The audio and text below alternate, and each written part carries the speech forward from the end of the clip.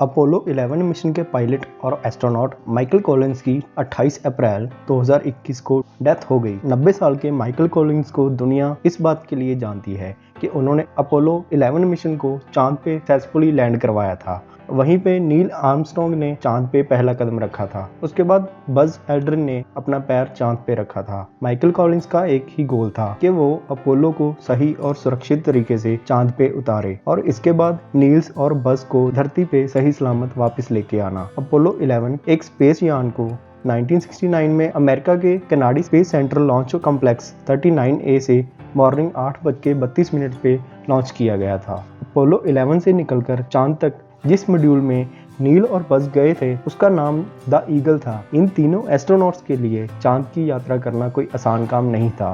यात्रा स्टार्ट होते ही रेडियो से कनेक्शन टूट गया था और इसके बाद यान के कंप्यूटर में कुछ ग्लिच आ गया था और द ईगल में फ्यूल की भी कमी थी। नील, बज और माइकल की टीम चांद की यात्रा पूरी करने के बाद 24 जुलाई 1969 को वापस आ गए थे और लैंडिंग कैप्सूल का स्प्लैश डाउन प्रशांत महासागर में हुआ था। अपोलो 11 मिशन को पूरा करने के लिए दुनिया भर के 40,000 से ज्यादा लोगों ने बहुत ही मेहनत से अपना योगदान दिया। माइकल कॉलिंस की डेथ पे नासा के एक्टिंग एडमिनिस्ट्रेटर स्टीव जर्सिक ने कहा, अमेरिका और दुनिया ने आज एक सच्चा एस्ट्रोनॉट खो दिया है और माइकल कॉलिंस हमेशा से ही अंतरिक्ष में खोज करने के लिए जाने के लिए हमेशा से तैयार रहते थे।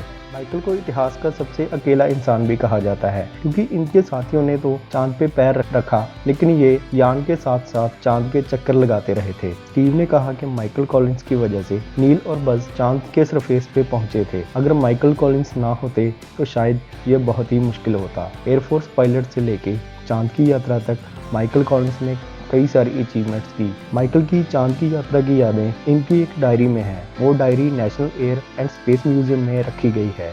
माइकल कॉलिंस ने साइंटिस्ट, इंजीनियर्स, टेस्ट पायलट्स और भी अंतरिक्ष की यात्रा करने वाली कई सारी पीढ़ियों का हौसला बढ़ाया है। माइकल कॉलिंस के पोते की तरफ से बयान आया कि उनके दादाजी ने कैंसर से बहुत ही बहादुरी से संघर्ष किया लेकिन एंड में वो हार गए। लेकिन उनकी अंतिम यात्रा बहुत ही शांतिपूर्वक थी। हमें खुशी है कि हम दुनिया के इतिहास में अपना नाम लिखवाने में कामयाब हुए हैं। नील आर्मस्ट्रॉन्ग अक्सर ही माइकल कॉलिंस के बारे में कहा करते थे कि माइकल कॉलिंस चांद के चारों तरफ चक्कर लगाते हुए हम लोगों का खूब मनोरंजन करते थे और हौसला बनाए रखते थे और ये भी कहते थे कि टेंशन मत लेना, मैं ऊपर से सब कुछ देख रहा हूँ।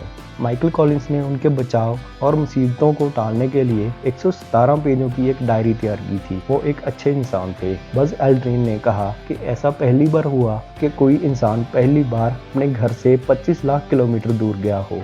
माइकल कॉलिंस पहले इंसान थे जिनकी बदौलत उन्होंने अपनी यात्रा पूरी की। वो मेरे, नील और धरती के बीच में कम्युनिकेशन सेंटर के रूप में काम करते थे। माइकल कॉलिंस ने अपने 1974 के मोमेयार केयरिंग द फाइटर में लिखा कि मेरा सबसे बड़ा डर था कि मैं नील और बज को चांद पे छोड़कर धरती की तरफ आ रहा हूँ और वो भी अकेले। लेकिन ऐसा नहीं हुआ। हमने साथ में अपनी यात्रा पूरी की। हम एक साथ गए और एक साथ लौटे। इसके बाद इन तीनों एस्ट्रोनॉट्स को अमेरिका के राष्ट्रपति की तरफ से हाईएस्ट सिविलियन का अवार्ड और मेडल ऑफ फ्रीडम भी दिया गया था। तो फ्रेंड्स, ये तो थी एक बहुत ही बहादुर इंसान माइकल कॉलिंस के बारे में कुछ बातें। अगर आपको ये वीडियो अच्छी लगी तो कमेंट करके जरूर बताएं और हमारे इस चैनल सब्सक्राइब करना मत भूलिएगा। Thanks for watching this video.